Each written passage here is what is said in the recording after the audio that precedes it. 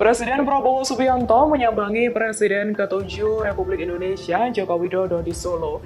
Momen ini terjadi di kediaman Jokowi di Jalan Kutai Utara, Kelurahan Sumber, Kecamatan Banjarsari.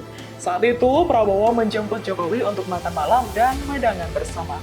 Dilansir Tribun Solo, pertemuan itu berlangsung seusai kunjungan kerja Prabowo ke Merauke dan Bali pada Minggu 3 November 2024. Prabowo tiba di Solo sekira pukul 18.20 waktu Indonesia Barat. Prabowo sempat melambaikan tangan kepada awak media yang telah menanti di kawasan rumah Jokowi. Ia bahkan berkelakar bahwa dirinya tidak tahu jalanan kota Solo.